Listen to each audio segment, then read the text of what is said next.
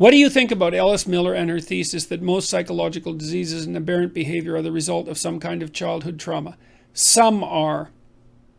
But some forms of childhood trauma are also a consequence of psychological diseases and aberrant behavior. So this is very, very complicated.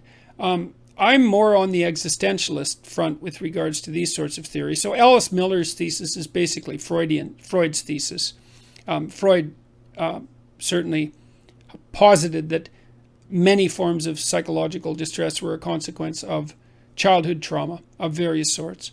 I think the existentialist take on that is more accurate, which is that life in and of itself is sufficiently harsh and full of betrayal and other forms of malevolence to cause any number of psychological diseases and produce any amount of aberrant behavior. So I don't think it has to be, it's not as if we all had childhoods without trauma that we would have grown up to be perfect adults. That's also a disguised form of Rousseauian philosophy, and Rousseau's philosophy is people are basically good, but culture makes them evil.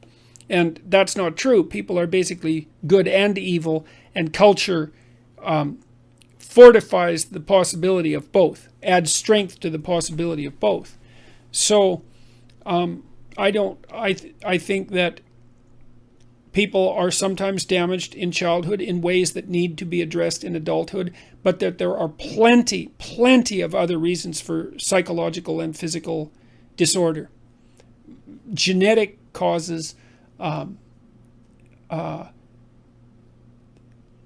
causes related to all sorts of physical diseases. No, it's way too simple. It's way too simple a hypothesis. And it's caused an awful lot of trouble because a lot of simple-minded therapists always assume that if someone is having psychological problems in adulthood, it must be because they had childhood trauma. And everybody has an unhappy childhood to some degree, so you can always find something. And often the childhood trauma that they're looking for has to be sexual. And so they dig and dig until they find or often invent something that, allows a single causal attribution. And it's just, life just isn't that simple, man. There's lots of reasons to be ill. Way more reasons to be ill than to be healthy. So